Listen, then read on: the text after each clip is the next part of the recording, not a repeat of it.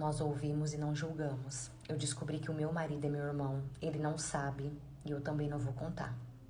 Eu vou dar uma boa resumida desde o início para que vocês consigam entender tudo, porque a história ela é bem longa.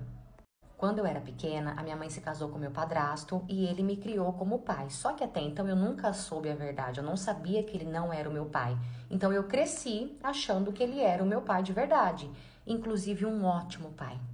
E infelizmente, com 10 anos de idade, a minha mãe acabou falecendo com câncer e ali eu fiquei sozinha com meu pai.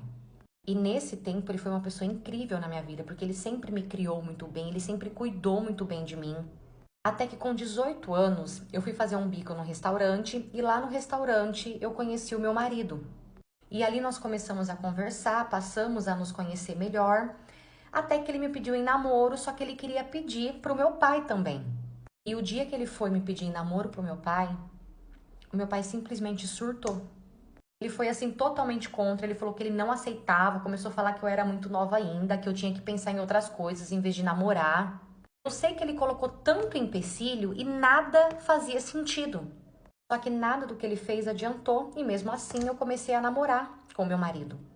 E depois que eu comecei a namorar, o meu pai ele mudou completamente. Ele se afundou na bebida, ele entrou em depressão. Ele se entregou completamente e eu não entendia o porquê que do nada ele tinha ficado assim. E toda vez que eu perguntava pra ele o porquê que ele estava assim, por que ele tinha chegado nesse ponto, ele falava pra mim que estava cansado de viver, que ele não aguentava mais a vida. Beleza, o tempo foi passando e ele meio que parou de se importar com o meu relacionamento. Parece que, tipo assim, pra ele já não tanto faz, sabe? Até porque a única coisa que ele fazia era beber. Até que um dia, infelizmente, ele bebeu demais e ele foi parar no hospital. E ali no leito de morte dele, antes de partir, o meu pai me contou tudo, toda a verdade sobre a minha vida. Ele contou que ele não era o meu pai, que meu pai era uma outra pessoa, só que ele falou que o amor dele por mim era muito real e muito verdadeiro. E dias antes da minha mãe falecer, ela pediu para ele, por favor, não me contar nunca a verdade.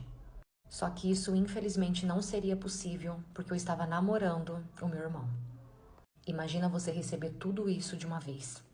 E ali ele também me contou que no passado a minha mãe se envolveu com um homem casado e ela acabou engravidando e quando ela foi dar notícia para esse cara, o cara não quis assumir.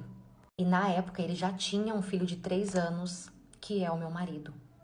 Cada um seguiu o seu caminho, minha mãe se casou e ficou por isso mesmo. E ali naquele momento, enquanto ele me contava,